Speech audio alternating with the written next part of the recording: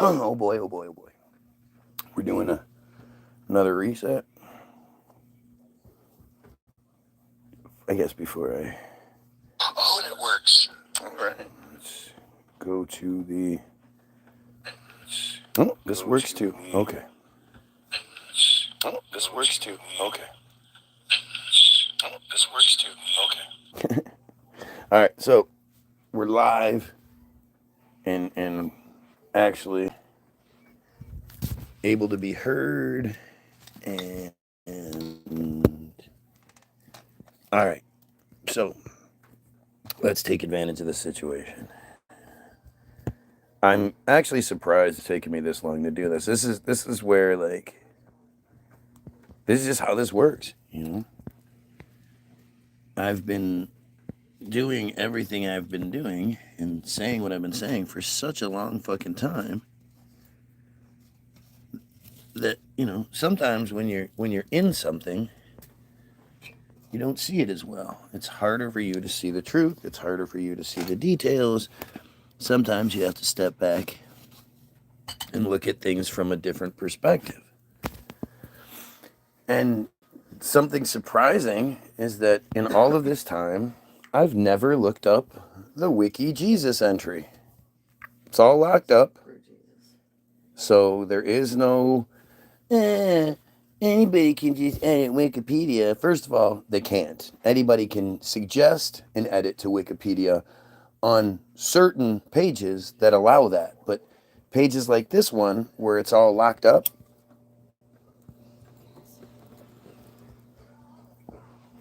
no. Speaking of that one, so there.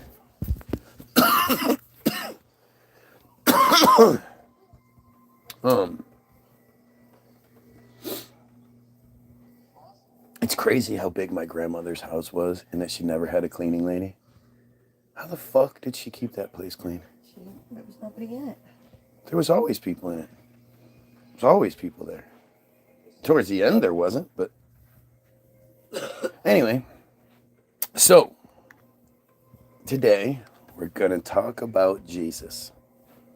And I'm trying all the tricks today. I didn't put a description in. I took a different profile picture. I'm trying everything I can to, mimic the results that I used to get 6 months ago when I was allowed to have 8, 10, 20,000, 30,000, 40,000 views on my feed.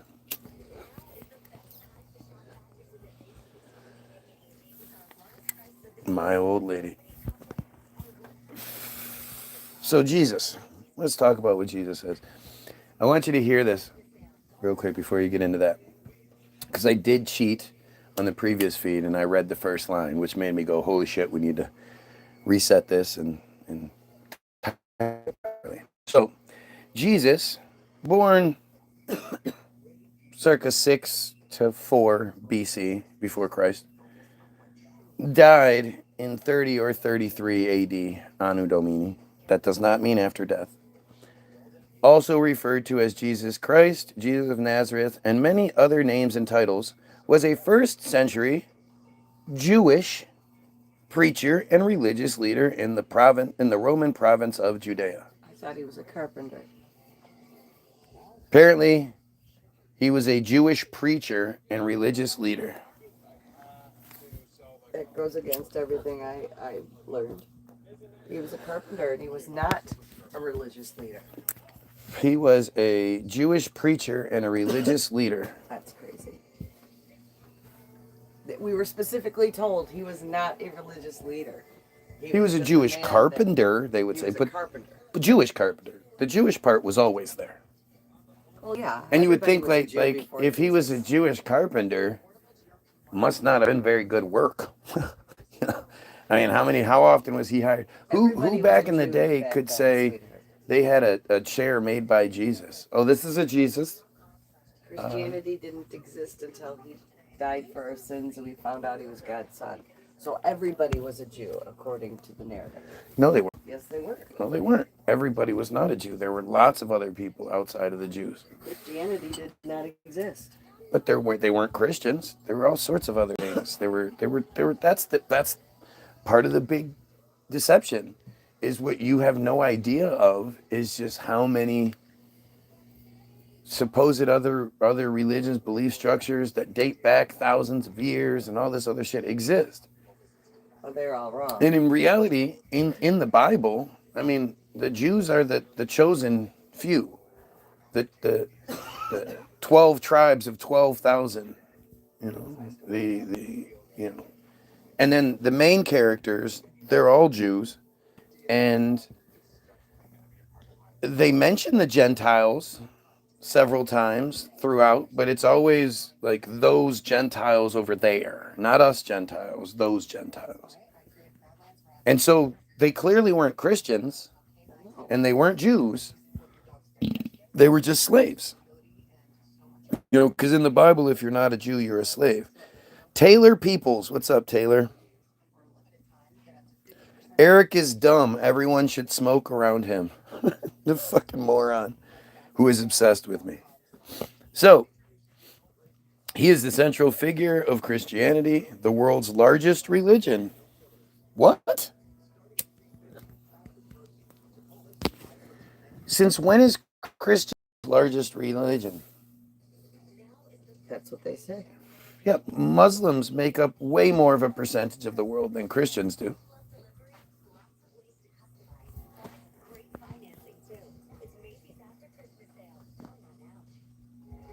When did that fucking happen? Christians 28.8%. Islam makes up 25.6%. 24 consider themselves unaffiliated. 14 are Hindu. 4% are Buddha. 2.4% are other religions. And Jews make up 0.183%.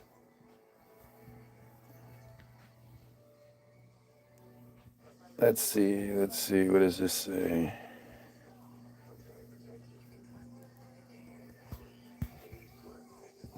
Largest religious groups. Christians have 2.3 billion followers. Cultural tradition is the Abrahamic religions, founded in Judea, Middle East, circa 30 CE. Yeah? When is that? How does that work? Well, Superman is stronger than your Spider-Man. Pretty much. Well, but that's true too. Like Superman would kick the shit out of Spider-Man. Let's just be honest. Yes, he would. Then again, Spider-Man is almost unbeatable due to his ability for his spider sense to basically predict your moves before you do it. But could he really move faster than Superman? No. Come on. Let's be real here. Let's get real here. So, oh, this is interesting. So you have Christianity supposedly founded in 30 CE. Islam supposedly founded in 610 CE. This is AD, by the way. Then you have Hinduism on the Indian subcontinent, 20th to 17th century BCE. So that's minus, Yeah. What you is- know. What is that? What is that math? That's minus 2,000 plus. Minus 2,000. Depends on what book you're reading. See what I did there? That was pretty good. I like what you do.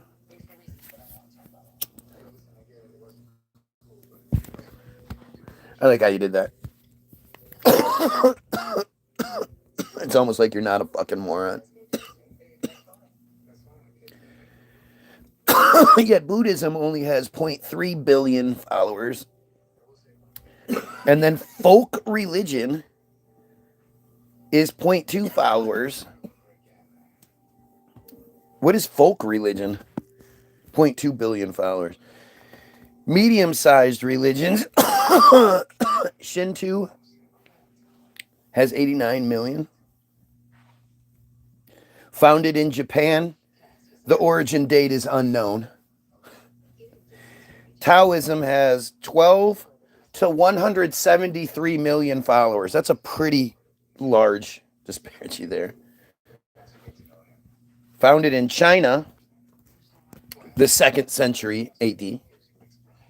The Yoruba religion, 500 or 50 to 100 million followers. In Yoruba land, origin date unknown. These are African. Voodoo is considered an African religion, 60 million followers. Founded in Dahomey, Dahomey. Dahomey is founded in Dahomey. The origin date is unknown. Sikhism, 25,000 to 30 or 25 million to 30 million. Indian subcontinent, 15th century, so not until the 1400s, huh? Mormonism, 17.2 million. It's Abrahamic and new religious movements. That's its affiliation. In the USA, around 1820s. And people still fall for this shit. Judaism has about 15 million followers. Founded in the 6th to 5th century BCE. Spiritism is another Abrahamic version. 5 to 15 million in France in the 19th century. Oh my God. What? Mike Wood died. Who? Mike Wood, Kelly's brother. Wow. Was it an OD? Was it Heart a... attack. Jesus. His head hurt. That's terrifying. Talk to him all the time. I'm sorry to hear that. Oh my God.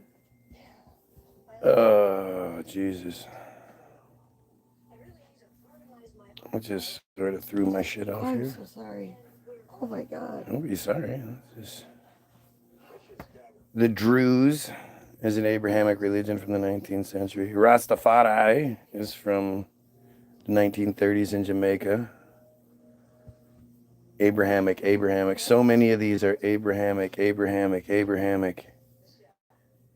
Dravidism, 1.5 million. It's an Indian religion from 2010. Oh my God. Caudism, Vietnam, 20th century. World Mission Society Church of God. Abrahamic religion, South Korea, 1964. Chendoism, Korea, 19th century. Korean religions. I mean, this is just strange, right?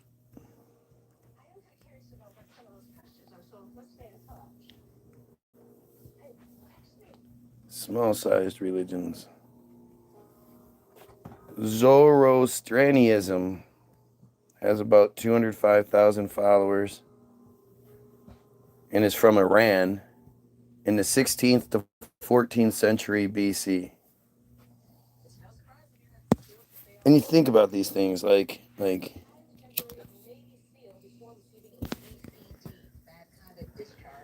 how does something that was around 1,000 years before Judaism lose to Judaism?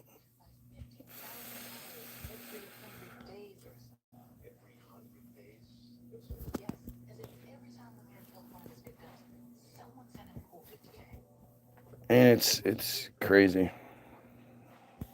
It's crazy. All right, back to Jesus. Sorry, I'm just trying to keep focused and trying to... That's fucking crazy. I hope Kelly's okay. Because she was mean to him. Huh? Because she was mean to him. You know why, right?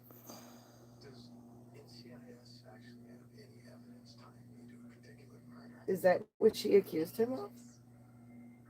Yeah.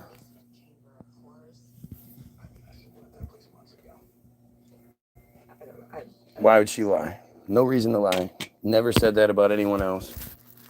Had no reason to. And forgave him and still dealt with him. But, yeah. when they were little. Fucked up. I didn't Yeah. know. Fuck that guy. Why do you think I never wanted to meet him? And like, why do you think I was so? I told you about this. Was it during those 18 months? Yeah, maybe. Because he never acted funny. He was my first friend at Meadsville. Oh well, He moved in. you weren't his little blonde sister. Obviously, if he preferred little blonde girls, you wouldn't have fit that at all. Yeah. Fuck him. I'll believe him or her over him any day. And she wouldn't even talk about it. She just sort of said, it was something that happened in the past. I don't like talking about it. I don't like getting into it. I don't want to talk about it. She didn't want to talk about it.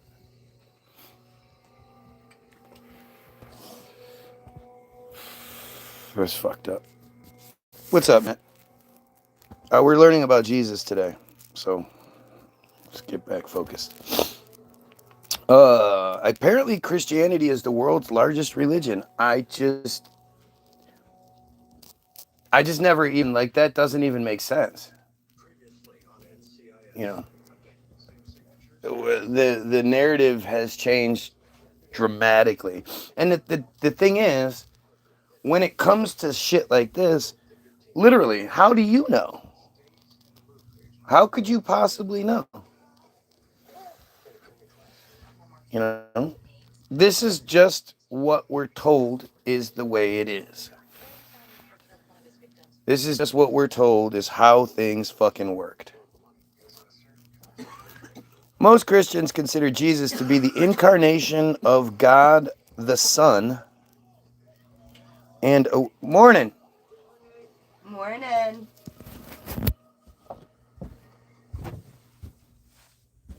Where's your next one? Okay. No, just leave it alone. Don't come on.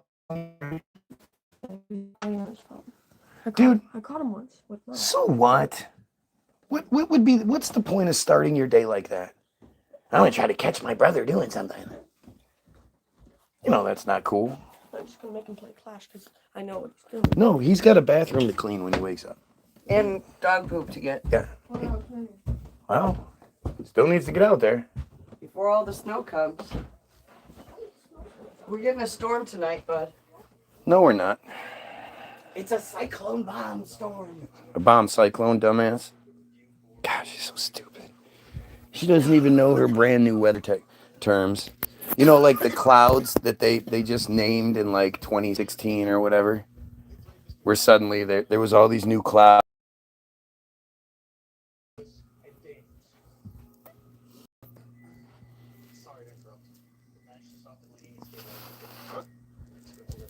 Oh shit.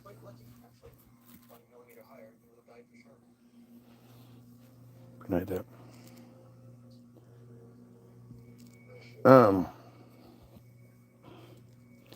Incarnation of God the Son and awaited Messiah, or Christ, a descendant from the Davidic line that is prophesied in the Old Testament.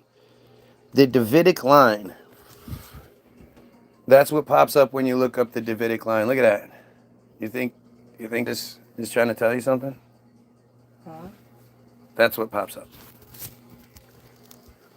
That's what pops up when you look up the line of Jesus, the family line that he supposedly lived. The Davidic line refers to the descendants of David who established the house of David in the kingdom of Israel and the kingdom of Judah, or Judea. In Judaism, the lineage is based on text from the Hebrew Bible, as well as later Jewish translations, or Jewish traditions, sorry.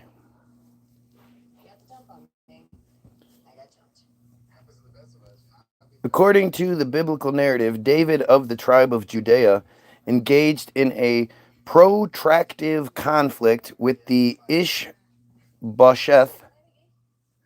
of the tribe of Benjamin, after the latter succeeded his father Saul to become the second king of the amalgamated Israel and Judea. So isn't it interesting how I'm always talking about that? I can't believe it took me this long to actually look into this. But it's like this thing that everybody knows. Again, Jesus was the Jewish carpenter. You know, your Bible doesn't even really hide it. You know, they're pretty open about all of the Jewish connections. That's Kelly's son. Holy shit. He plays hockey. Yes. He's a badass. Wow. That's crazy. He's probably this big. Yeah. I picture him running around in his little Link outfit.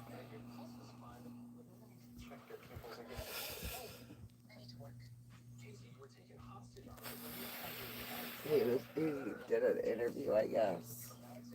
So Mike posted a video. Yeah, like he's supposedly really, really good at hockey. Like he's probably going to play professional at some point.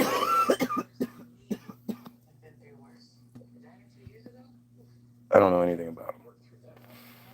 I saw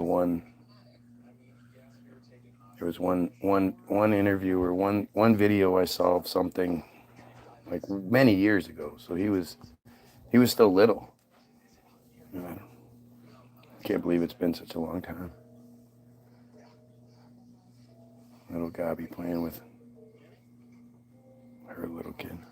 I don't remember his name.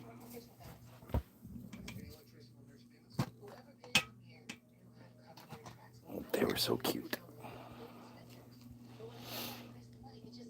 All right.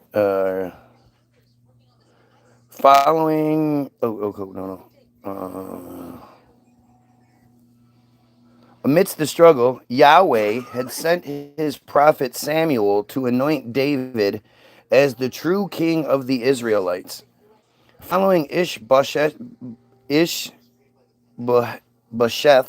assassination at the hands of his own army captains, David officially ascended to the throne around 1010 BCE. Not 1009, not 1008, not 1011, around 1010. We don't know, like, you would think of all of the shit that they do with the, trying to make themselves be so much better than they are. Or seem so much better than they are.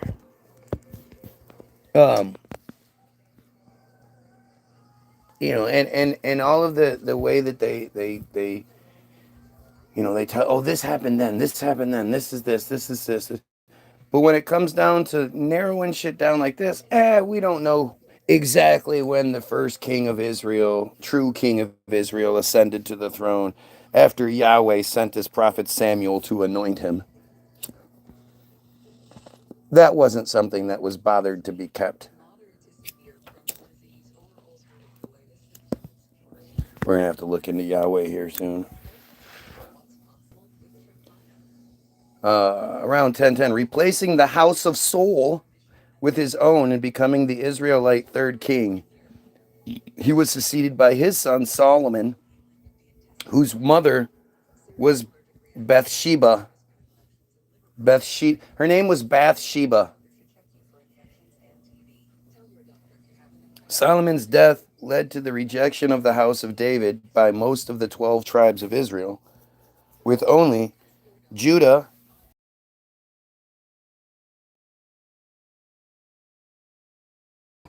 because he's loyal to David.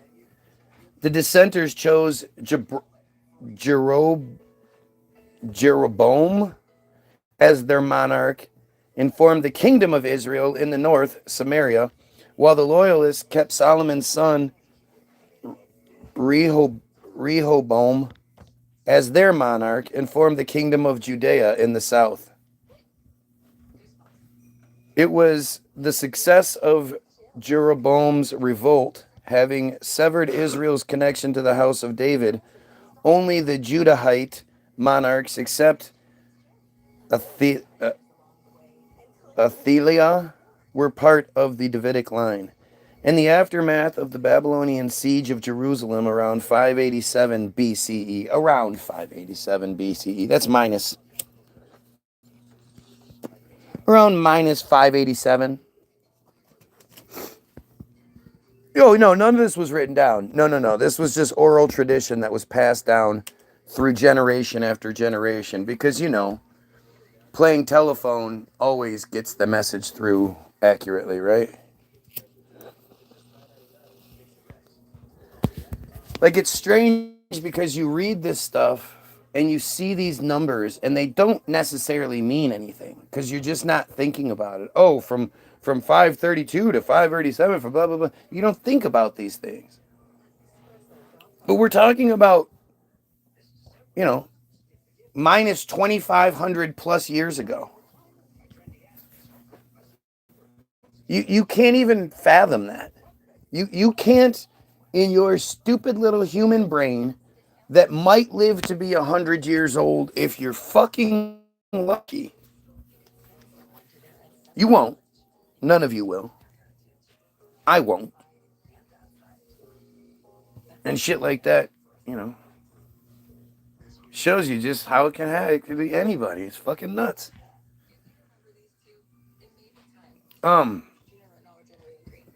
But to think like you can't wrap your head around what 500 years is. What 1,000 years is. You just can't do it. Your arrogance might kick in and you might,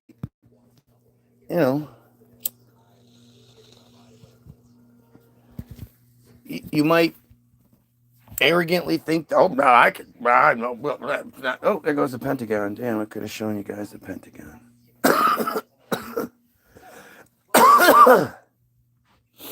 But they present this to us, and you might find something wrong. You might actually think this is crazy, or this is, you can't yike that kind. It's too slimy and weird. That might be the case. But this is how they this is what essentially dominates the world right now. This is this is why there's a genocide, why there's complacency. It all comes down to this insanity, this utter bullshit.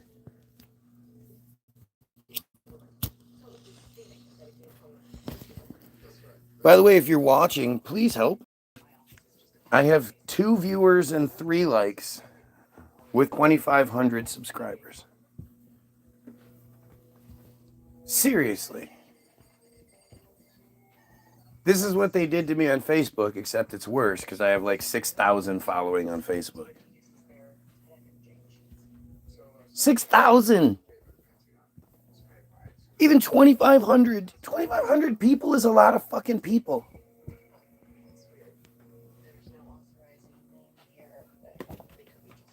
Just think, if I could get 2,500 people to give me $10, right? It'd be $25,000. Like, that's a lot.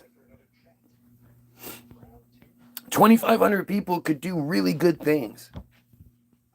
If 2,500 people shared my video, and then half of the people that saw that shared the video, and then half of the people that saw that shared the video, and half of the people... Do you know how big that number would be?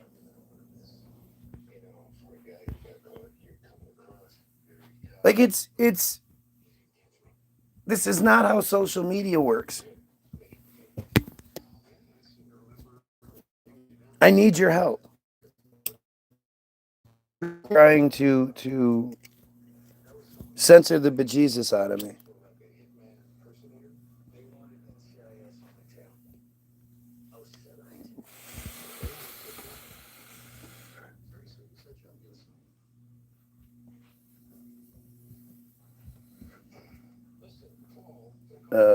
In the aftermath of the Babylonian siege on the Jerusalem temple, Babylonian siege of the Jerusalem temple, Babylonian siege of Jerusalem around 587. Solomon's temple was destroyed, and the kingdom of Judah fell to the Neo-Babylonian Empire. Nearly 450 years later, the Hasmonean dynasty established the first independent Jewish kingdom since the Babylonian conquest, though it was not considered to be connected to the Davidic line nor the tribe of Judah.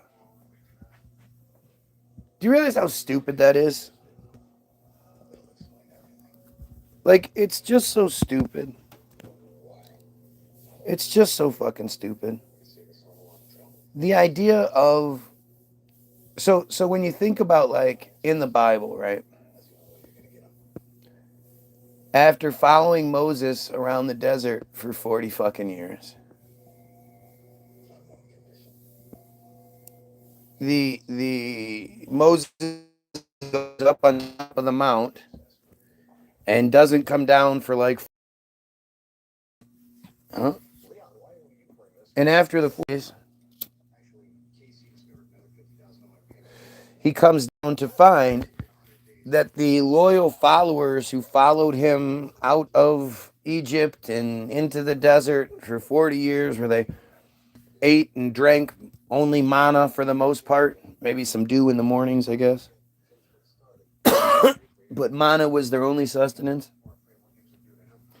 2 million people followed Moses, did all this shit.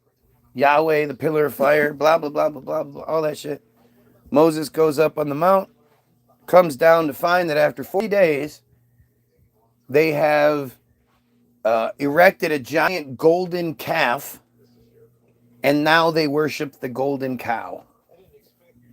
After 40 days. After 40 days, the Jews they were like, it's not even 40 days, because again, how long would it take to construct a giant golden calf? You know, I assume the giant calf, they refer to it as giant, so it must have been bigger than man. How long would that take? Out of gold. Yeah, out of gold. Right. So they had to find the gold. And then what? Did they melt it down and put it in a giant mold? Yes. So was it hollow like the Easter bunny, chocolate Easter bunnies? Yes. Where'd they get a mold that big? Who made the mold? What was it made out of? Yes. What vessel did they use to melt that much gold and then pour it into the mold? Did they have like hot pans? Yes. See, this is why I find it so difficult, because like I try to be intelligent here and she comes asking these stupid questions. Like, why would anybody ask such stupid practical questions? How dare you question the logistics of the narrative you're given? I mean, come on. They had to make the Trojan horse out of wood because they couldn't do big metal things like that. So how did they do the cow? Yes. That is a great question.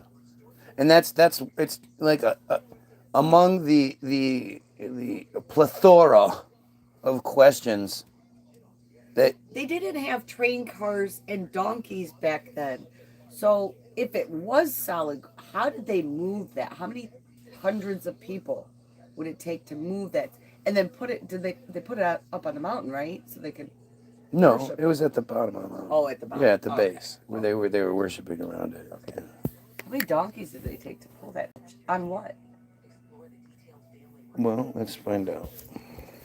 Gotta know if it was solid or hollow. Like, that makes all the difference in the world. And if it was hollow, that means it was poured into a mold. How did they attach the two halves of the mold together? How did they lift up the two halves? Okay, so it was not a gigantic one. Apparently, worshiping of the golden calf as an Exodus illustration from a Bible card published in 1901. Even still. I mean, it's still the huge. size of 3 people. Well, I mean, and if that's gold, if that's solid gold, that's heavy. If it's just heavy. According to the Torah, the Bible, and the Quran, the golden calf was a cult image made by the Israelites when Moses went up to Mount Sinai and didn't come down for a couple of weeks. Oh, come on. A It month and a only week. took a couple of weeks for them to be like, fuck it, he's gone. Let's worship something else completely. Cow. There's a cow. Oh, look how cute that Golden cow is. calf. I bet you that cow would be even cuter if it was gold. In Hebrew, the incident is known as the sin of the calf. It is first mentioned in the book of Exodus. Bull worship was common in many cultures. Okay, but this is a cow. In Egypt, whence, according to the Exodus narrative, the it says whence. The Israelites had recently come. The bull god Apis was a comparable object of worship, which some believe the Hebrews were reviving in the wilderness. Alternatively, some believe Yahweh, the national god of the Israelite, the national god.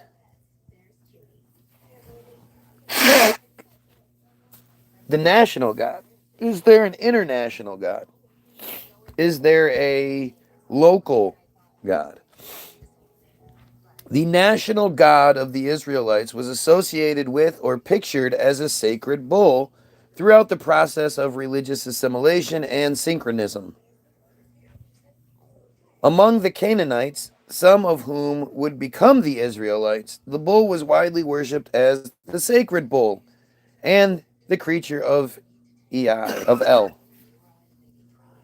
I mean, is it really that much of a stretch to think like the writers and such knew that it was a bunch of bullshit and they thought it was funny to do this?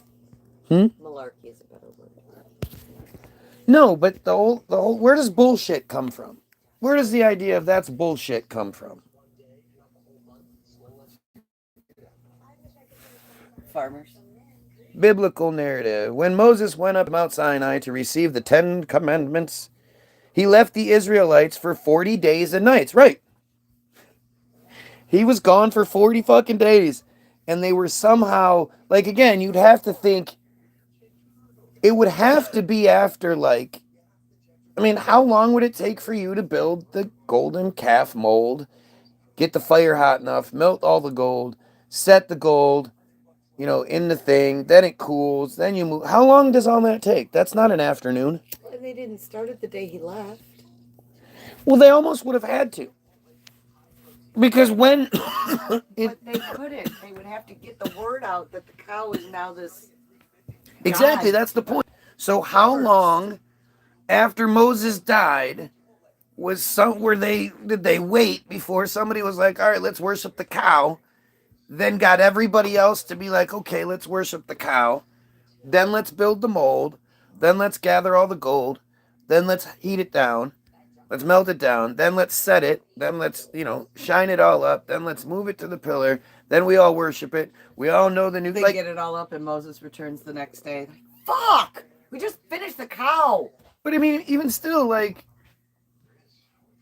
Doesn't the cow worship come with its own set of rules and commandments, if you will? Like, what are the chances that, like, they were just like, well, fuck it, we did, and again, this is after following Moses out of Egypt and into the desert for 40 years. He disappears for 40 fucking days. Again, it's not 40 days so they start a new religion. He's gone for 40 days, and when he comes back after 40 days and nights, they've been worshiping this new religion.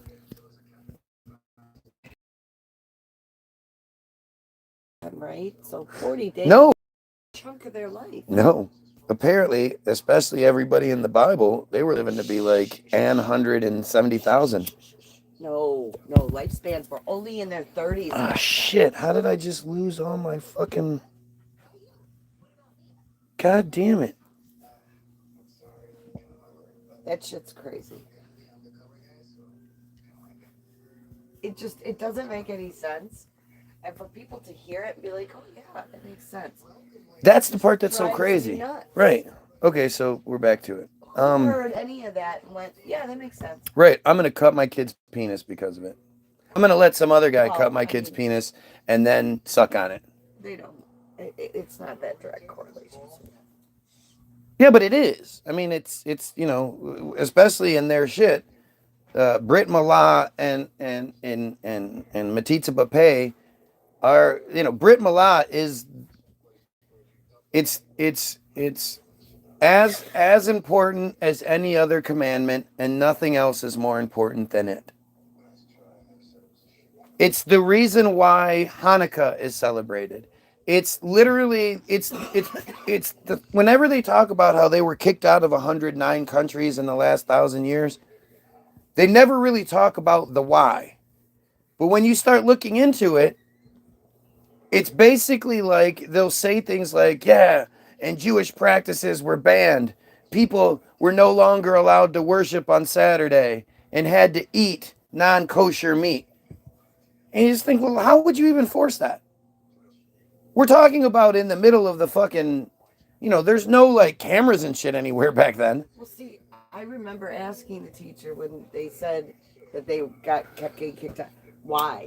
And all that was ever told to us was for their religious beliefs. Right, for their religious beliefs. Exactly.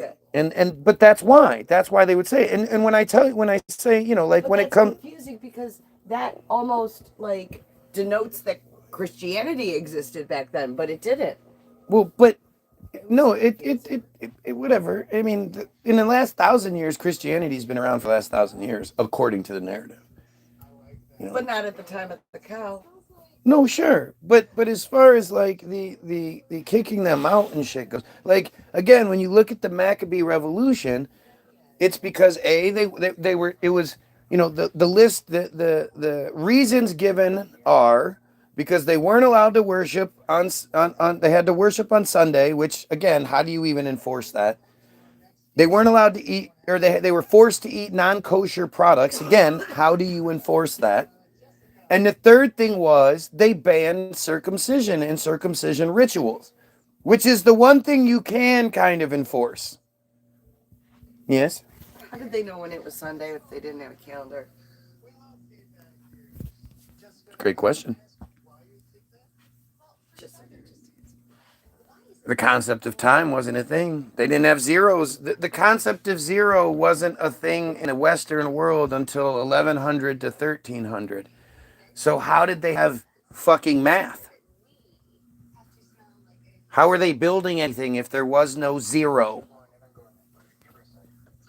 That's why there's no zero in the calendar, according to the narrative. That's why we go from 1 BC to 1 AD, because in 525, when Dionysus somehow decided it was 525 with, his ability to look at all the fuck with his calculator and his internet so he could research, oh, this happened this many years ago. Okay, and this was this many years before that. And this was this many years before that. Because, they had that back then. He decided it was 525 AD and didn't even have the concept of zero. How the fuck does that work?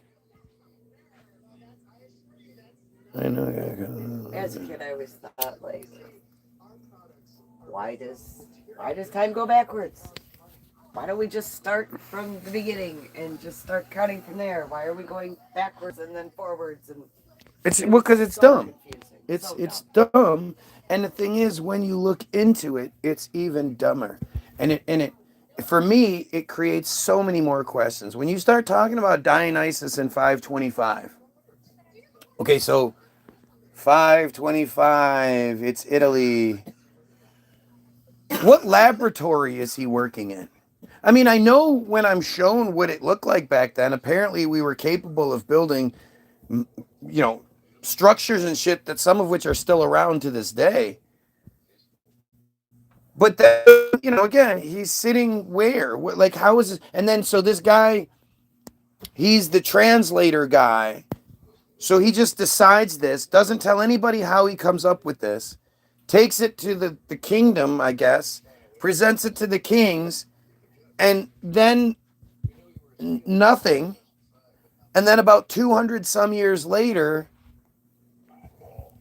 they just sort of implement the Dionysian calendar to the world, I guess. And the world was like, okay, everybody, all right, here, what we're gonna do is we're gonna go back and backtrack all of our records to now indicate that it was not, to put it into these Dionysian years, and anything that comes before this time is now a minus. So just go ahead and make sure you erase, you carve back into all the historical narratives, you carve it in so that the date matches the narrative that we're in now. So that in 2025, when they're looking at it on Wikipedia, they know that it happened around 1010 BCE. Like, this is insultingly stupid. Along with the idea that I'm supposed to believe that these, you know, by all standards, like today's standards, these are peasants. These are people who somehow knew everything, but shouldn't have, practiced alchemy, and alchemy was the leading science, and they were turning lead into fucking gold and shit. Like, it's such a, you know, the narrative is like, so am I supposed to believe? Because I'm not supposed to believe in alchemy, right? I'm supposed to believe that they were just crackpots with their alchemy and their all the shit that supposedly claimed existed and how things worked and all that, right? Like, I'm supposed to just accept that part, but then, or not accept the alchemy part, but then accept that the other parts are true? How do we know which parts are true, which parts aren't? It's just like your Bible. All you dumbasses out there that'll be like, oh, well, that part's meant for interpretation. How do you know which parts are meant for interpretation and which parts are meant to be taken literally?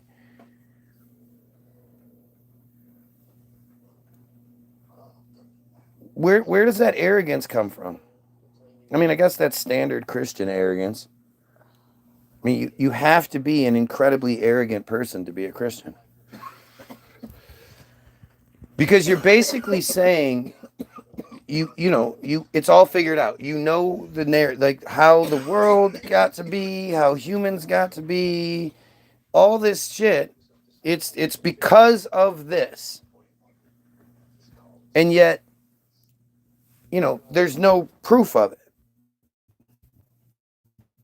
It's and you can't tell me why it is instead of a Muslim.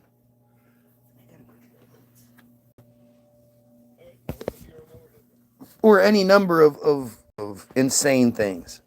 Hello, little bits. So the sacred bull, so the biblical narrative,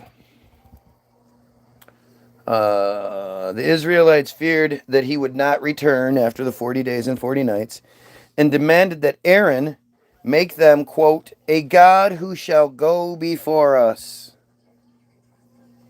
Like P?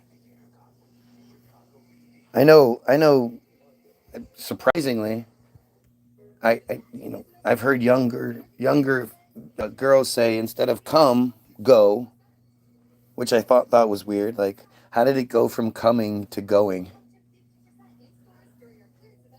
I really hope this doesn't go bad, but I'm looking for him. Oh, the comments. Right. Oh. Aaron told the Israelites to bring their golden earrings and ornaments, constructed a golden calf, and declared, "This is your God, O Israel, who brought you out of the land of Egypt."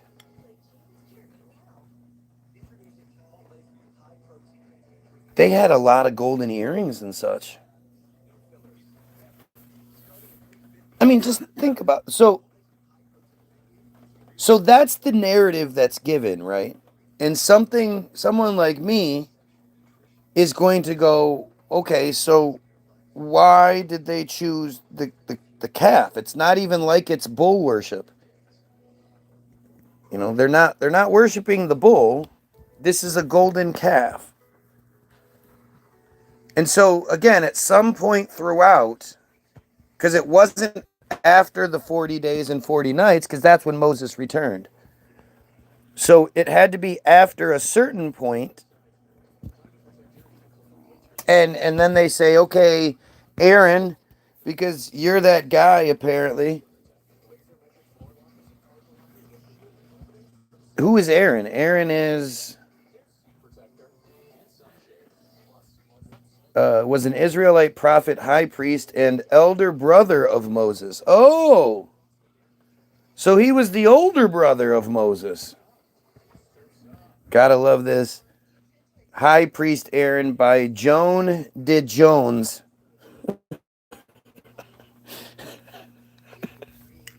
Come on, ChatGPT. You have to be better than that. Joan de Jones.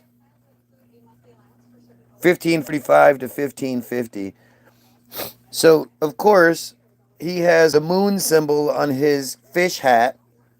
So you have Islam and Christianity symbolized in just the hat alone. Look at this shit. Look how goofy this is. That's the guy that made the golden calf. Information about Aaron comes exclusively from religious texts, such as the Hebrew Bible and the New Testament, Luke, Acts, and Hebrews, and the Quran. So it's all fairy tale. Venerated in Judaism, Christianity, Islam, Sabbatarianism, Baha'i faith, Mormonism, Rastafari. Funny how they put Judaism at the top of that.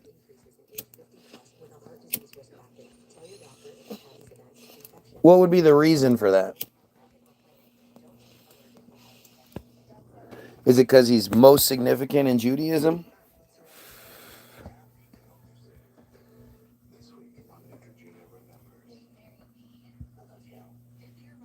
Oh, the Hebrew Bible relates that, unlike Moses, who grew up in the Egyptian royal court, Aaron and his elder sister Miriam remained with their kinsmen in the northeastern region of the Nile Delta. Who were their parents? Like it's kind of strange that you know, not only are so many members of the family, you know, historical characters, you know, main historical characters. You know, that's just crazy. Why, you know, think about that. We know who they are.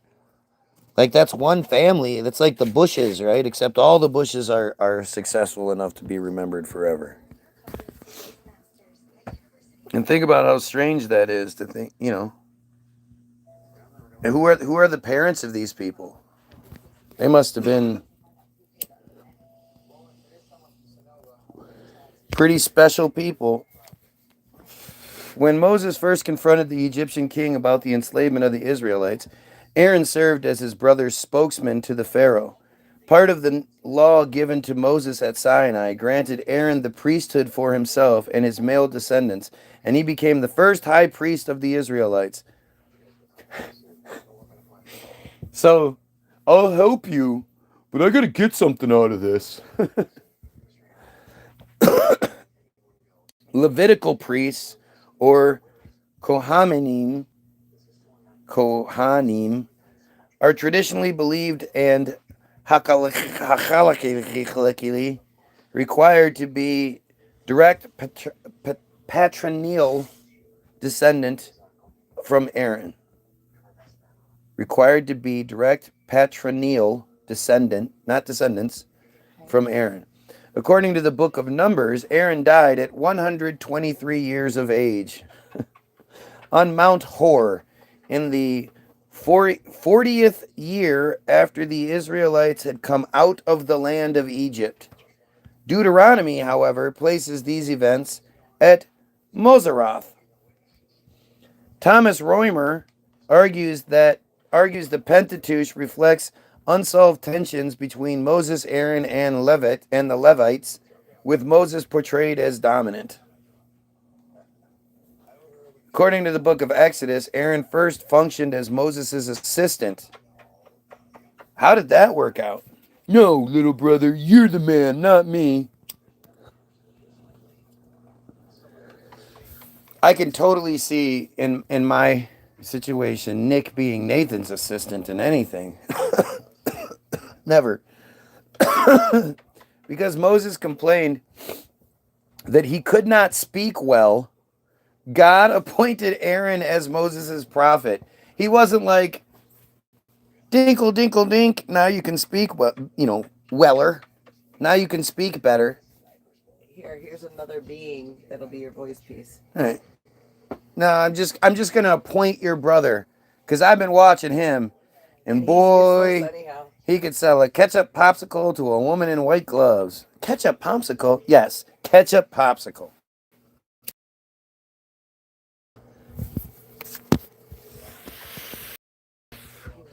At the command of Moses, he let his rod turn into a snake.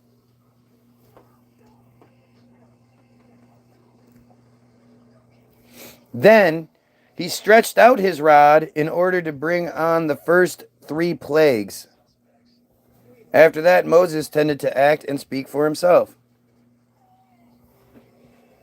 I told you Aaron was a bad guy.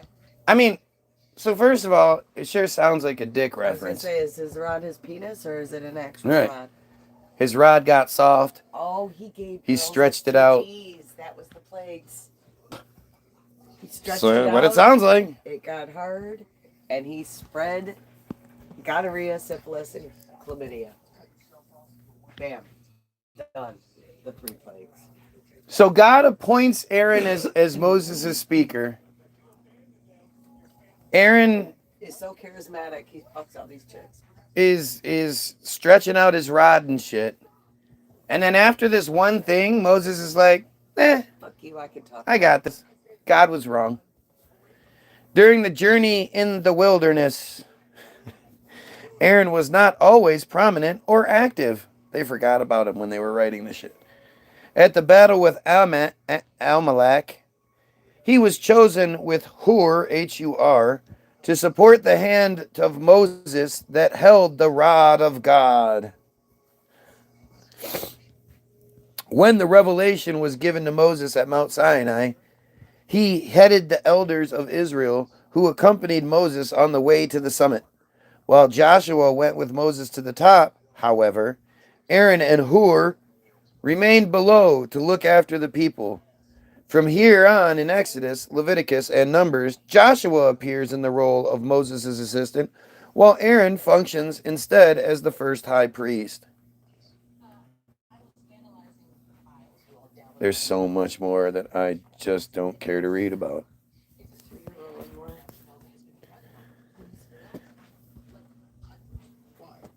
I mean, think about like how, especially knowing like biblically how everyone acted, especially Yahweh. If you didn't walk in the right, right cadences, Yahweh was just throwing plagues around. Yahweh is easily one of the worst deities in the history of the bullshit. When you think like, why would anyone, like, if you're gonna choose to worship something, why would anyone choose that bullshit? Like, he is a motherfucker. It's just so like, when you know that you're a horrible person who does horrible things, who's probably violently and ritualistically sexually assaulted a child after it had been done to you, and your value is probably very superficial and fucked up, right? And so, you can walk around claiming you're chosen this, that, and the other, but when it comes down to it, it's like, you're a kick me Jimmy kind of guy, where it's like you get pleasure out of pain because you feel a sense of you deserve it, Step on my stones. right? You deserve a God that seemingly hates you, because look what awful people you are. Yahweh is just such an asshole. It makes no sense why anybody would ever choose to. Vengeful, vindictive God. Right, he is just a motherfucker. We'll see. You guys will see. I'm gonna read about Yahweh here soon, and just to see it, like, to see how it's pushed again. In this Bible that tells you to be happy with what you have, don't try to get more, don't want nice things that other people have. Just shut up and do as you're told. It all kind of fits together. People, the religion that people describe is not the religion that exists. The way people present themselves as good Christians and this, that, and the other, that's just not realistic. You being a good Christian is more than likely you're a good person and you do good things. Unfortunately, you're associated with a really horrendous cult, and It's so hard. you're associated with a really horrendous cult that I mean, it. I don't know. I have such a hard time believing that anybody actually believes in God, actually believes in Jesus, actually believes the narrative they're given.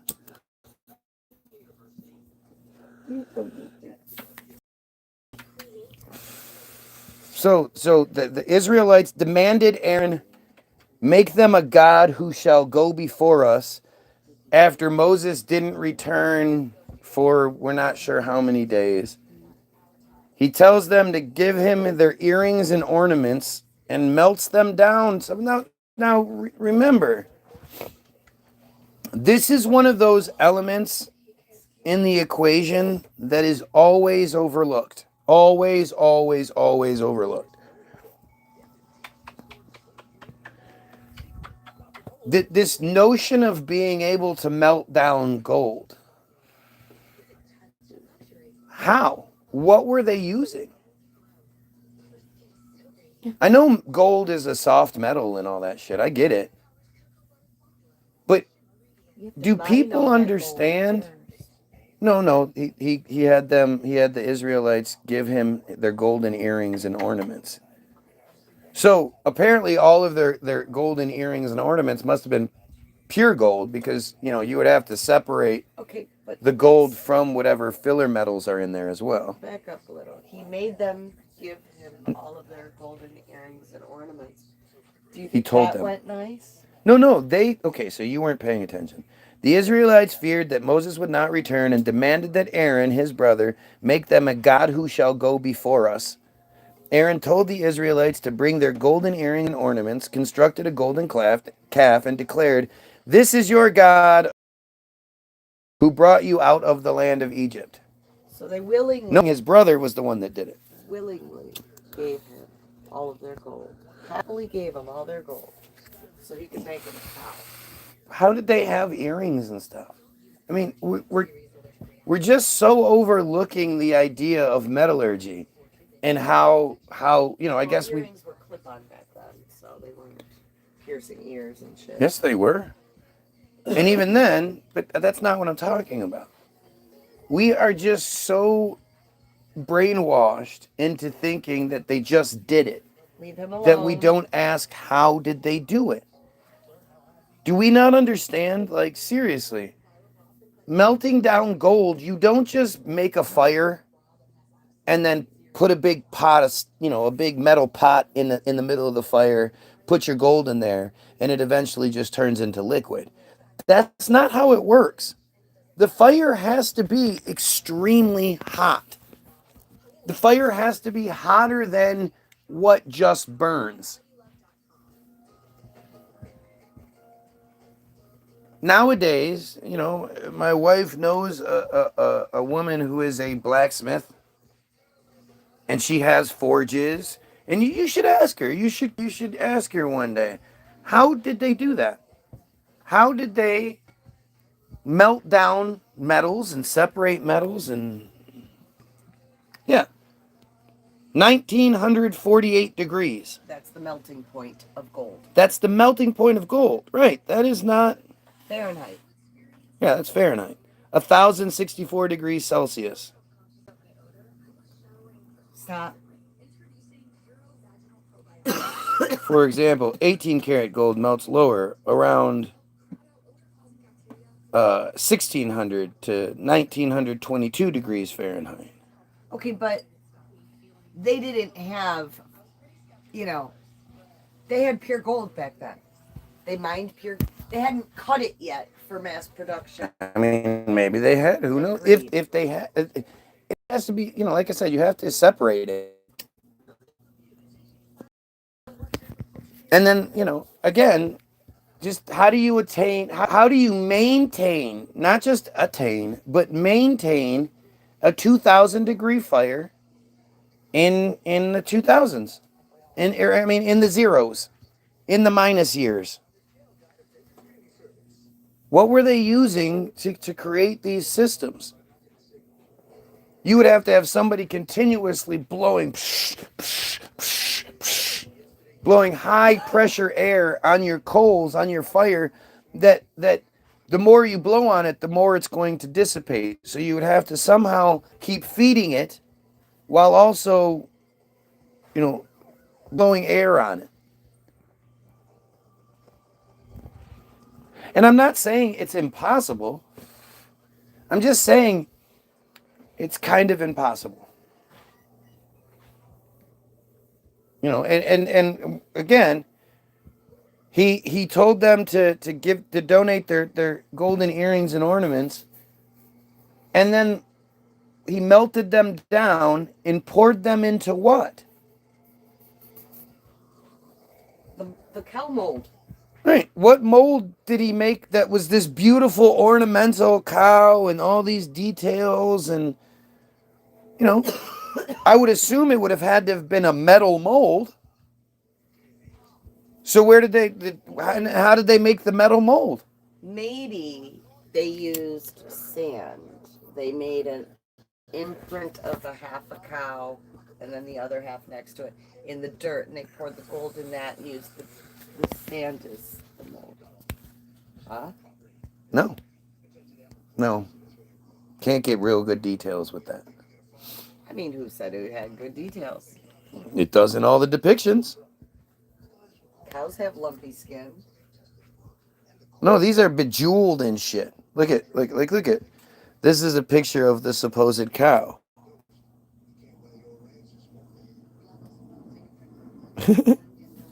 I know this is dumb. This is a 1901 picture, but that's the kind of shit that they tell. It's this bejeweled and encrusted. No, it doesn't. Yeah, it does. A little mound where his penis is. Like a dog. So it is a bull. So why are we calling it a golden? Is it? Well, a calf. Is that a baby bull? Okay, I guess. Okay. Yeah. Okay. There we go. That makes sense then. Jewish views. The legend in Legends of the Jews, the conservative rabbi and scholar Louis Ginsburg wrote that the worship of the golden calf was the disastrous consequence for Israel, who took a mixed multitude in their exodus from Egypt. Was a disastrous consequence for Israel? Israel didn't exist. Or wait, are we saying that it did? Had not the mixed multitude joined them, Israel would not have been misled to worship this molten idol. The form of the golden calf came from a magical virtue of an ornament leaf with the image of a bull, which is made by Aaron. What did I just say? Nobody knows. That's the problem. Nobody knows. The form of the calf itself came from a magical virtue of an ornament leaf with the image of a bull which is made by Aaron. I don't even know what I'm saying. So basically, Aaron made the image of a bull on a leaf, and then that was used as the mold for the calf. With an image of the bull which is made by Aaron. Which part is made by Aaron? I would imagine the image of the bull on a leaf. The devotion of Israel to this worship of the calf was partly explained by a circumstance at passing through the Red Sea, when they beheld the most distant creature about the celestial throne, which is the resemblance of an ox. Then they thought it was an ox who had helped God in their journey from Egypt. What? A circumstance at passing through the Red Sea, that's in blue, by the way, passing through the Red Sea, when they beheld the most distinct creature about the celestial throne, which is the resemblance of an ox, then they thought it was an ox who had helped God in their journey from Egypt.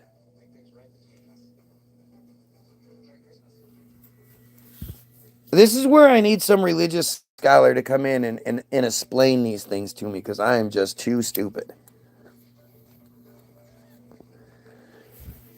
This sounds like malarkey to me. This sounds like bullshit.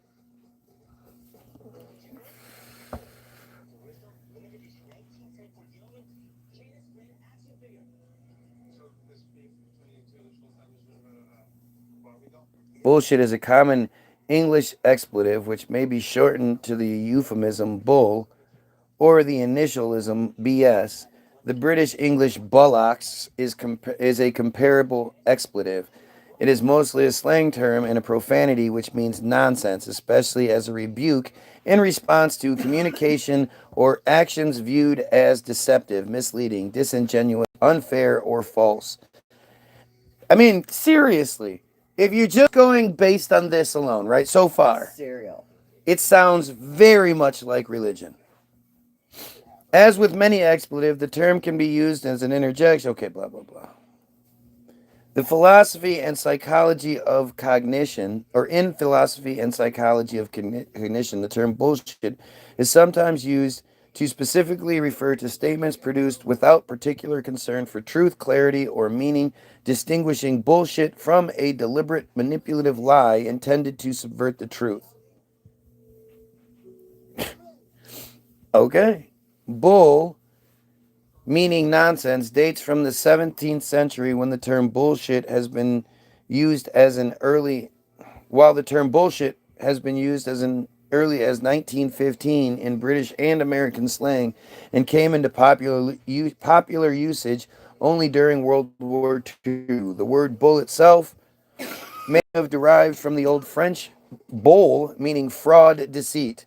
The term horseshit is a near synonym and occasionally used South African English equivalent, though more common in Australian slang, is bull dust. That's bull dust. Although there is no confirmed etymological connection, these elder meanings are synonymous with the modern expression bull, generally considered and used as a contraction of bullshit. Another proposal, according to the lexicographer Eric Partridge, is that the term was popularized by the Australian and New Zealand troops from about 1916, arriving at the front during World War I. Partridge claims that the British commanding officers placed emphasis on bull, that is, attention to appearances, even when it was a hindrance to waging war. The Diggers allegedly ridiculed the British by calling it bullshit. That seems weird. Mele Kalikimaka is the thing to say. Oh, let's see. After seeing Hur, H-U-R, son of Miriam, who was carelessly murdered by the people following his rebuke of their ingratitude action to God, Following his rebuke of their ingratitude action to God. What does that mean? I feel like I'm not reading the word right, and I want to show her and be like, am I reading this right? But it's ingratitude. Following his rebuke of their ingratitude action to God. What? Aaron was willing, rather, to take a sin upon himself to make an idol than to cast the burden of an evil deed upon the people if they commit so terrible sin of killing a priest and prophet among them. The Israelites were talking about killing. If you don't give us something to worship, we're going to kill people.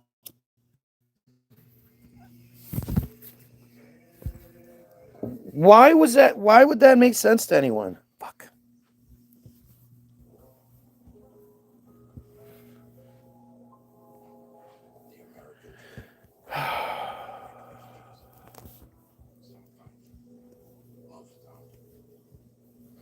Jesus Christ.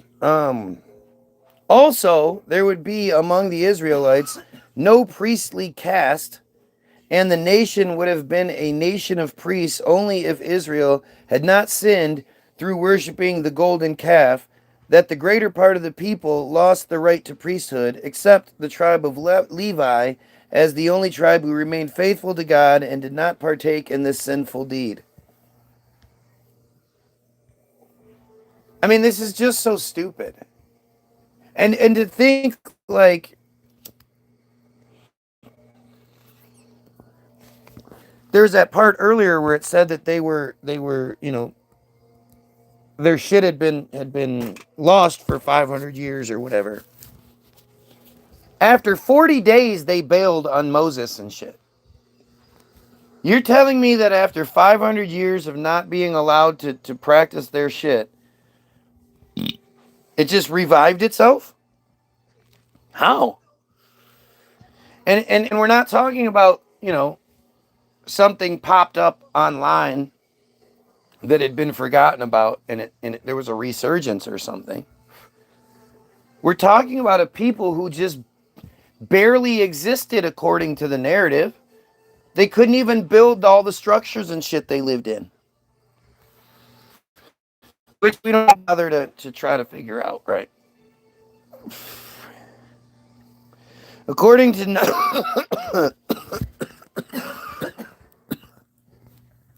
Nachman of Breslov, everyone contributed to the building of the tabernacle, and the contribution that each Jew made was his or her good points.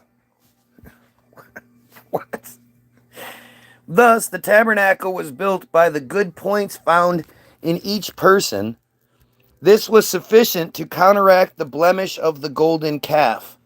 The good points are reflected in the gold, silver, and copper that the Jews donated. The various colors of these metals reflect the supernal colors and the beauty of a person's good deeds. How do you get to be the guy that, like, collects that bullshit? Oh, yes. Donate your gold and silver. Those are the colors of your good deeds. Here, I'll just take those. Thank you. Thank you very much. Oh, look at all these good deeds you donated. Look at all the colors of your good deeds. Oh, they're so beautiful. Remember, what's up, open-minded? There are a whole bunch of Jews that are victims of this shit, too. Really, really stupid, inbred people who are tricked into believing this nonsense.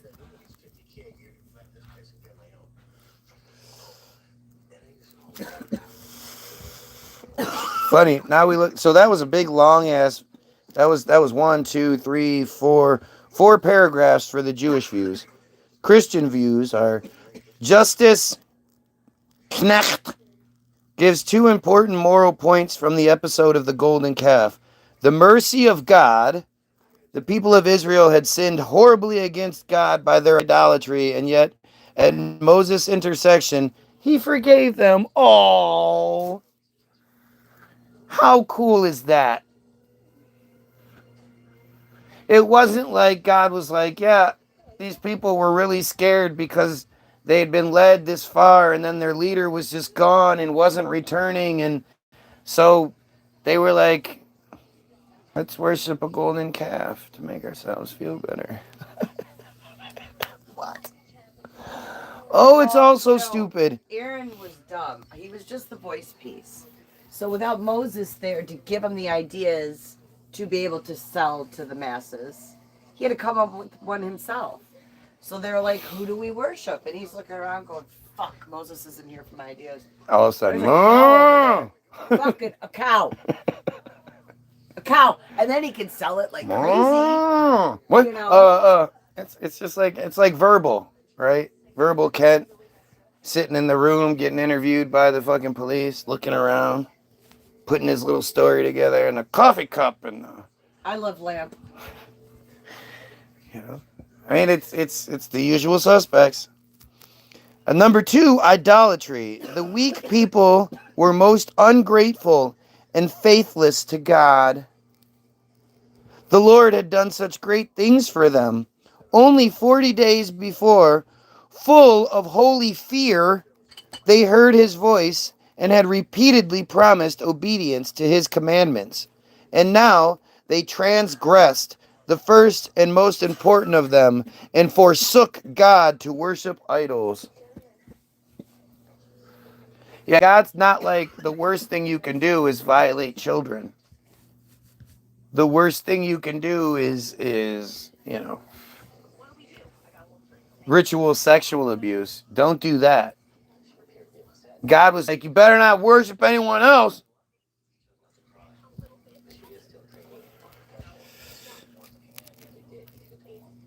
St. Paul calls lust and covetousness idolatry. Whenever a man loves anything more than he loves God, he is guilty of idolatry. This is telling you that you are to love God more than your children. Like, if I'm the leader of people, right? I want you to put me in that position because you respect me, you like me, you believe in me, in what I'm doing and what I think. If I'm some sort of piece of shit friar who is in control for nefarious purposes and need to maintain that control to be able to fill my deviant fucking urges and desires, then I'm going to lie to people.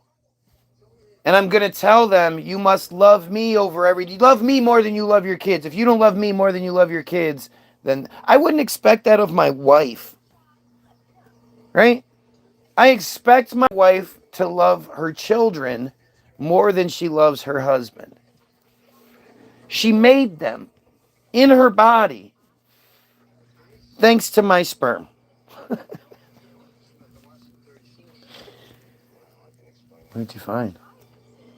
What'd you find? Oh, she's my favorite.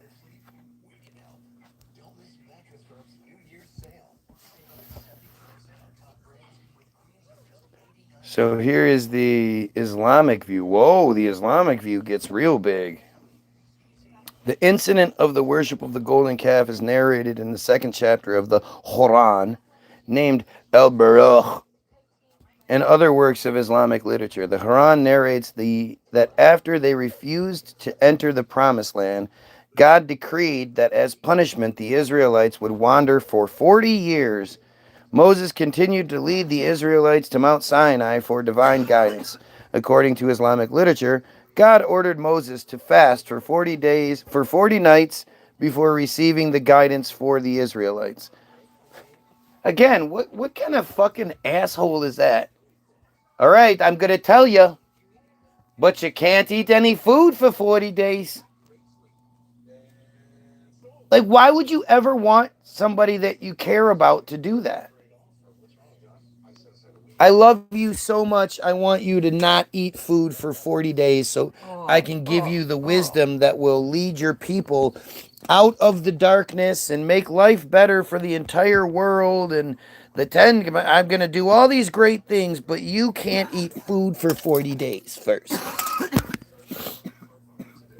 Does that even make sense to you?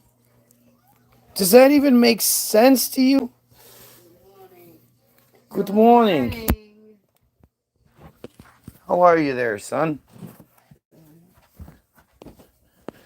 You owe me a bathroom. That's getting done before you do anything else today. I am sorry, but this should have been done a week ago.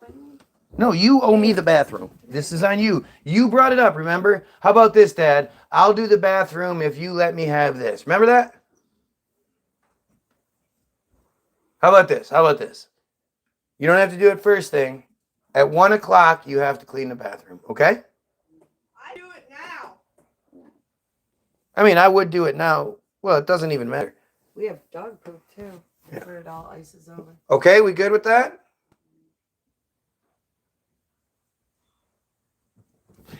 She's going nuts. She always does. She's a female.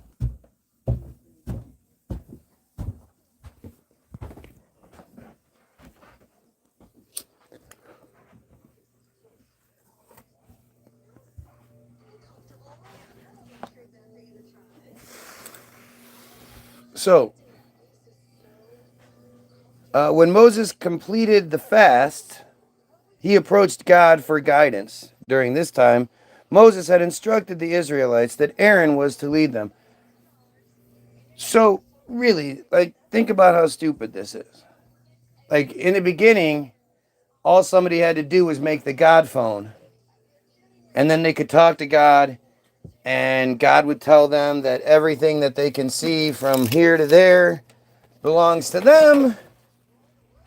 They would then go and tell the rest of the people, hey, everybody that lives here, you know, this is now my land. I talked to God, God phone, I built it.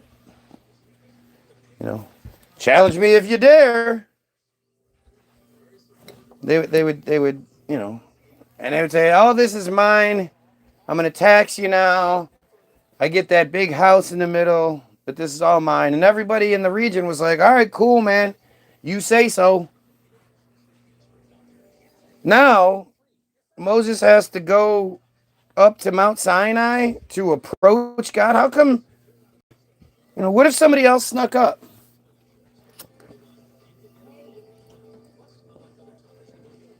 Why does he even have to go that far? Why can't he just build a God phone?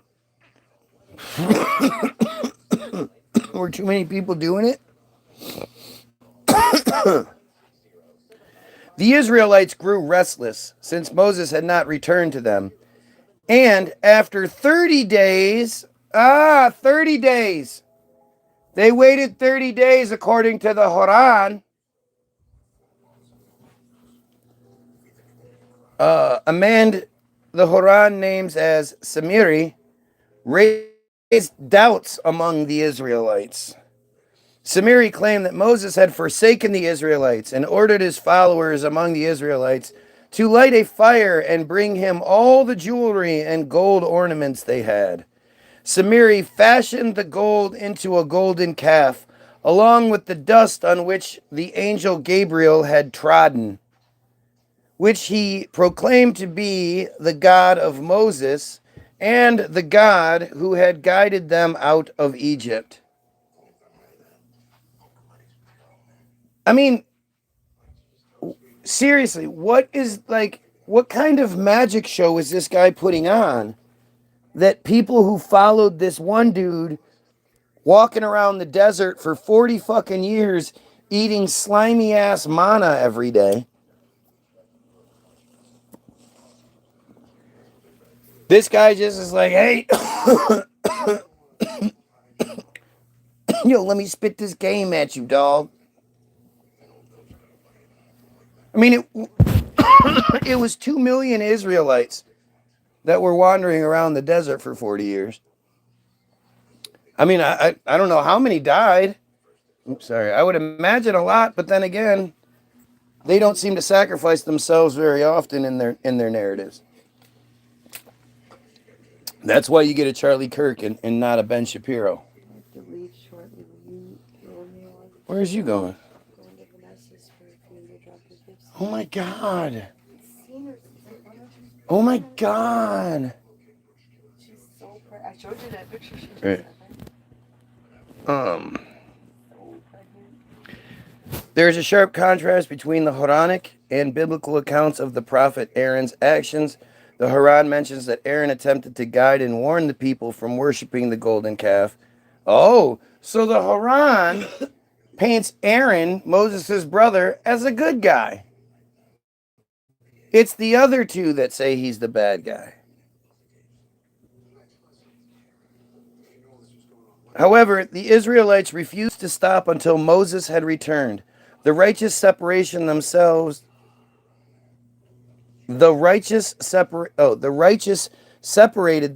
from the pagans.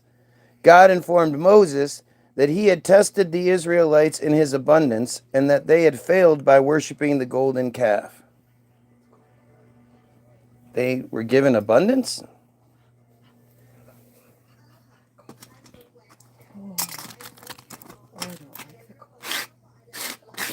I mean, when I read it out to you guys, do you see why there are no religious people that dare take up the challenge?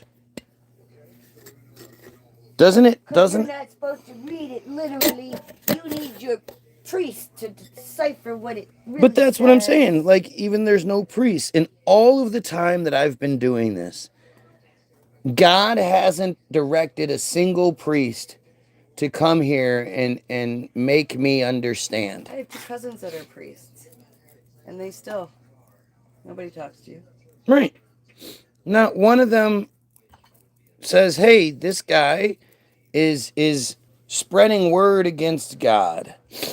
And he's saying over and over again that he wants, somebody from a religious background to come explain what he's getting wrong. And so I'm going to be that guy. I'm going to pray that God gives me the strength and the wisdom, and I'm going to engage with this guy, and I'm going to show him the light and bring him to Jesus and save his soul and, all of that good shit. Not once. The closest thing God has sent to something like that are morons. Are straight up fucking morons. People who barely know their own fucking beliefs. I had some chick get in an argument with me about it. Because I was saying, your Bible, because she was saying, she said to me, you don't believe in God and you don't believe the earth is round? Like those are opposing things. And I was like, well, what was the very first thing God did after it turned on the light? And her response was, well, I'm not very good at the scriptures part. And I'm like, yeah, but this is the very first thing. This isn't like page 235, line 14.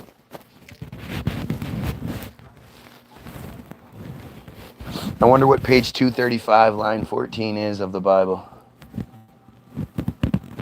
That would be an interesting, let's see if I can find it.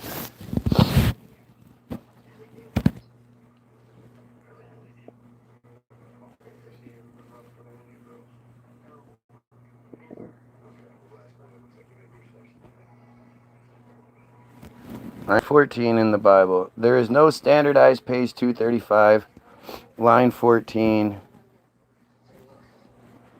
in the Bible because the Bible is a collection of books and pages. However, the number 14 is a recurring theme in several well-known chapters, some of which might appear on page 235 of certain editions. Some notable passages involving chapter 14 include Abraham rescues Lot from the alliance of kings. Exodus, that was Genesis 14. Abraham 14:14, the Lord will fight for you. You need only be still. Luke 14:23. A master tells his servant to go out to the highways and hedges and compel people to come in, that my house may be filled. Holy shit! It's talking about what I'm talking about. John 14. Jesus comforts his disciples, telling them he is the way, the truth, and the life, and that there are many dwelling places in the Father's house. 1 Corinthians 14 discusses the importance of order and intelligibility in worship, especially concerning speaking in tongues and prophecy. Damn, son! We hit that nail on the head. I must be a psychic. I must have psychic. Oh, wait, no. You know what it is? Like I keep telling you guys.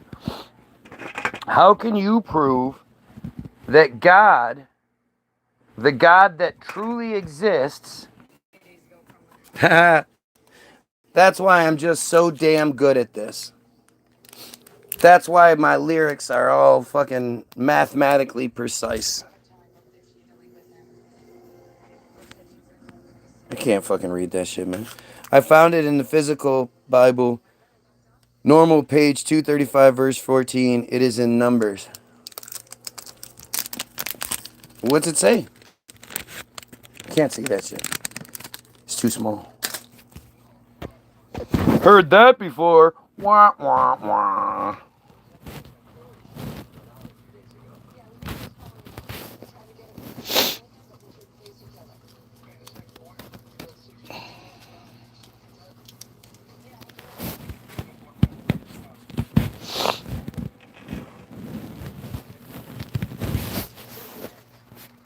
Mm-mm-mm.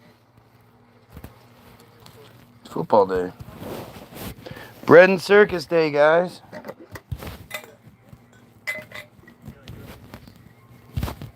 It's bread and circus day.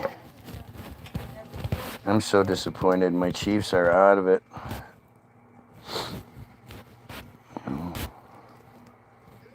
My homeboy. My Patrick, my homeboy. You look so regal. Thank you. I don't think you have. No, you weren't. No, I was. No, you weren't. You're talking about On me. the way home. And how kingly, To put this stately I look. In my orange. When I wear it, it's called orange. Because it's stately. It's like I shop at Target.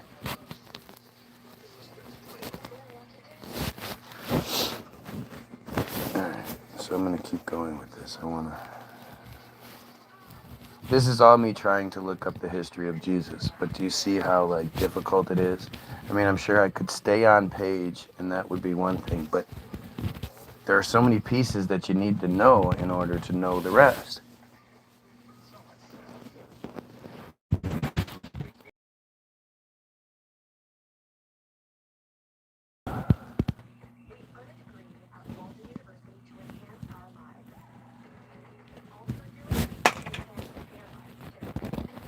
Seriously, though, like, isn't it strange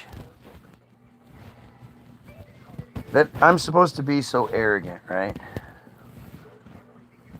I'm supposed to be so full of myself and rigid and not able to, I lie and all this shit, right? There's not even like I can't even get, a historian, somebody with any sort of, credible background to come through and point to what's wrong here. Help us understand what I'm reading that is coming across as very hard to understand. Oh. He did that so fast. The sharp contrast. The righteous separate themselves from the pagans. Moses. Returning to the Israelites in great anger, Moses asked Aaron why he had not stopped the Israelites when he had seen them worshiping the golden calf. Not saw. I love how somebody wants to make it have more words to it, so they say things like he had seen.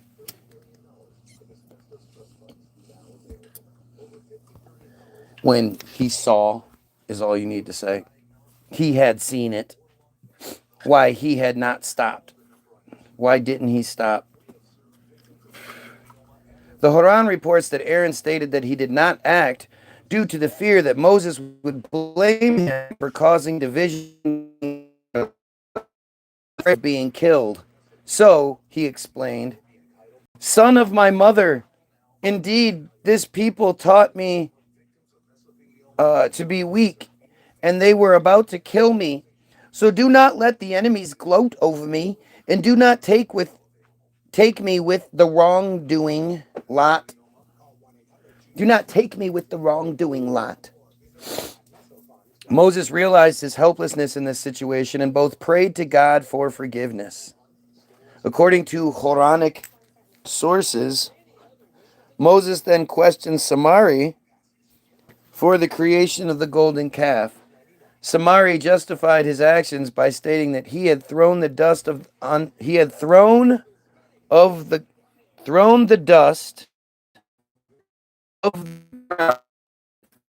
which Gabriel had tread on into his soul had suggested it to him. Oh, come on. So silly. Moses informed him that he would be banished and that they would burn the golden calf and spread its dust into the sea. They were going to burn the golden calf into dust? Aw, poor cow. How do you burn gold into dust? No, seriously. No, seriously.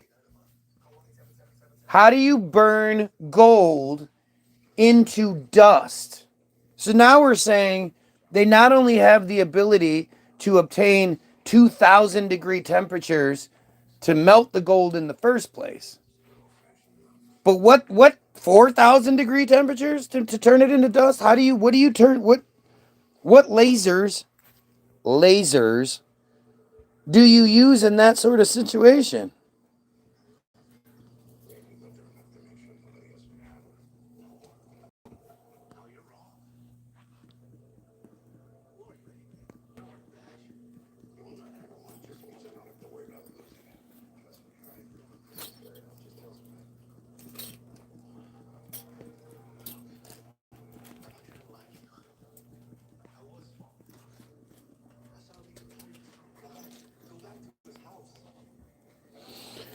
Sorry.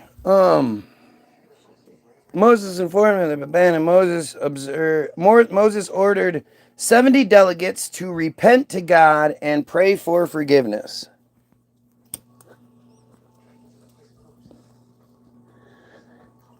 Wait. Are we sure that's not 72 virgins to be there when people suicide bomb? I got a message from YouTube yesterday, an email, asking if I was okay because I titled my video Suicide Bombers. Somebody was watching that then. Moses ordered, the delegates traveled alongside Moses to Mount Sinai, where they witnessed the speech between him and God, but refused to believe it until they had witnessed God with their sight.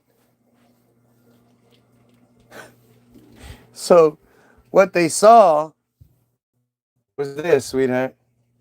Yeah, God. Uh-huh. Yeah. No, that's crazy.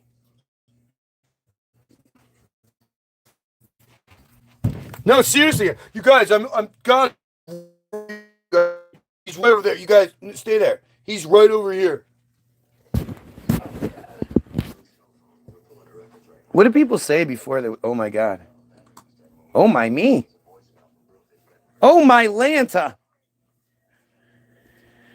As punishment, God struck the delegates with lightning and killed them with a violent earthquake. Jesus. That is a motherfucker, I'm telling you. We're really sorry, God. We're sorry. we just, you know, we're really sorry. It's been a rough day. We were walking for 40 years. I mean, when I started this journey, I was a young man. How do you think I got to be this elder? You know, this has been a long, long, arduous journey, and we're very sorry, God. Is there anything we can do to make it up to you, to please? We just please, you know, there's been so many different people lying, and everybody seems to have superpowers and shit. How are we supposed to know which guy's superpowers were the right ones? And God was like, yeah, you know, I hear what you're saying and all, but boom, boom, boom, everybody's dead. I love you guys so much. It was on the stove. Is it gonna burn? Can you give me a little bit, please?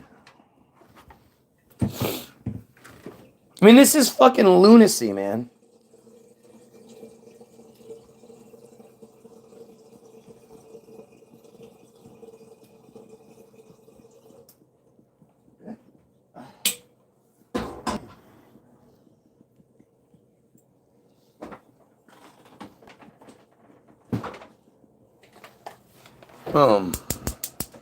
I mean, seriously, this is the insanity that people are like, man, I sure love that God.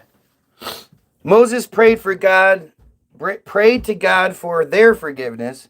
God forgave and resurrected them, and they continued on their journey. Guys, how long has the dog been out? Are you kidding me right now?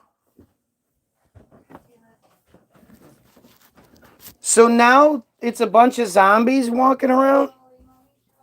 How far into death did they go? And what was it like for all of them to experience death? And were people like, hey, tell us what that shit was like? You fucking died and you got resurrected and shit. That's reserved only for the Jesus.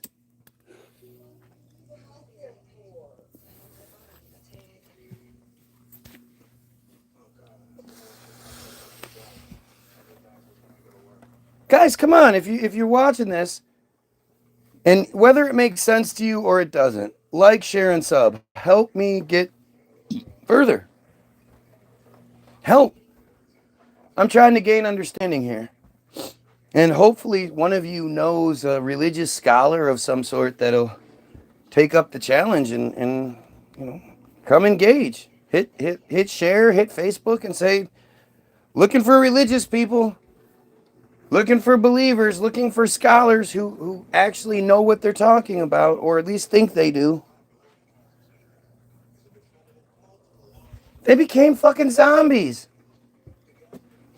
In the Islamic view, the calf worshippers' sin had been shirk, the sin of idolatry, or polytheism. Shirk is the deification or deification of anyone or anything other than God, Allah in Arabic, or more literally, the establishment of, quote, partners besides God, partners placed beside God, the most serious sin.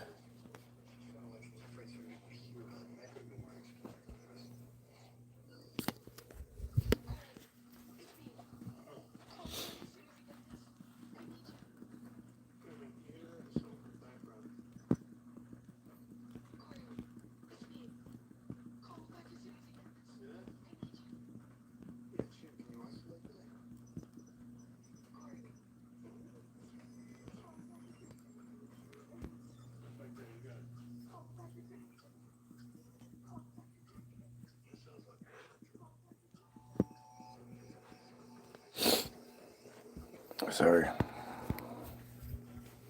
Historical interpretation.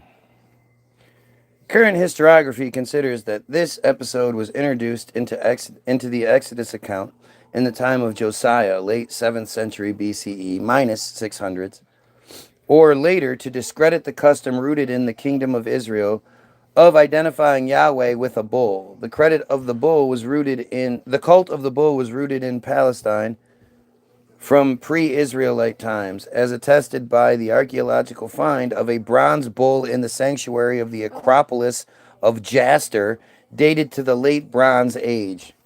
Come the fuck on. They're like, bzzz, up, beep, bop, boom, boom, bing. This comes from the Bronze Age. Bing. Is that how that works? You can park in the street or on the front lawn or driveway is what it.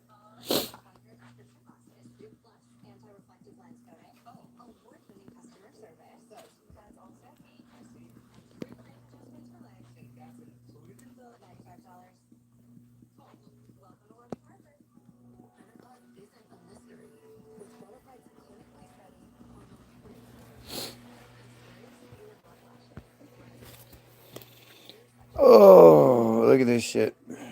We get the dumbest comments on here. But at least these ones are like trying to be somewhat creative. I got to give them that much. A bronze bull has been found in an Israelite sanctuary.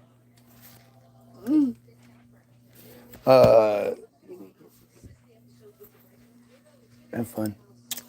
I'm not gonna be. Yeah, you are. No.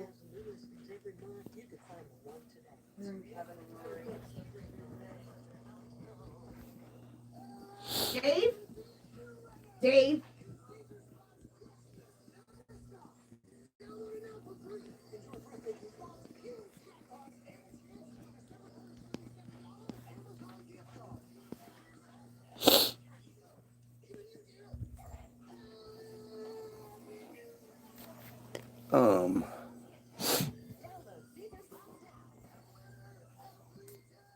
A bronze bull has also been found in an Israelite sanctuary. Blah blah blah.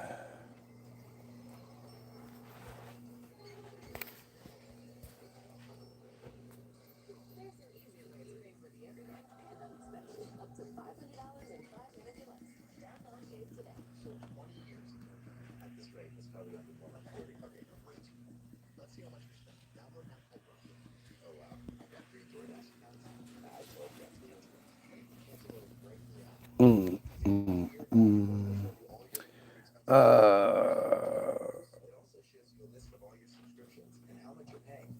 Blah blah blah blah blah blah blah blah blah blah blah blah blah. I don't give a fuck anymore.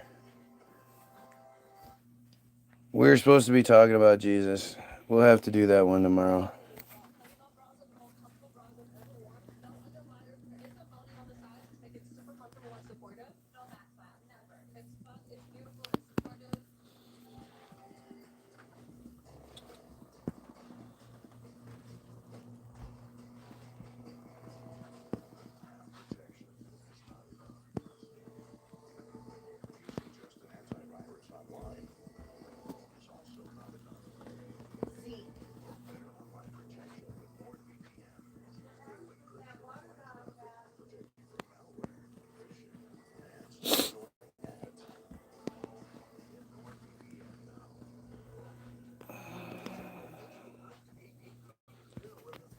What's the topic? We're talking about Jesus.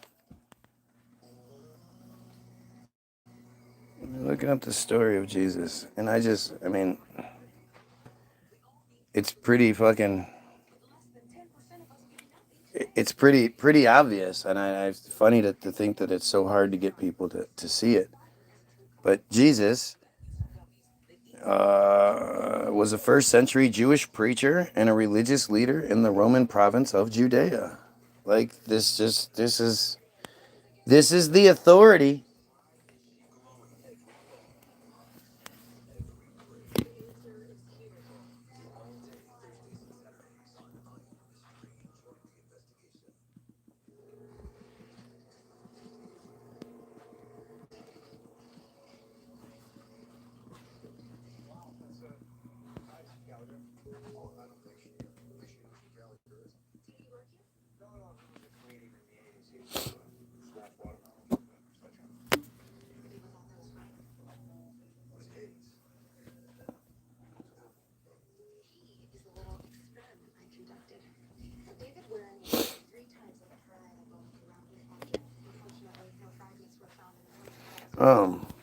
You know what? I'm done. I'm exhausted and I'm done.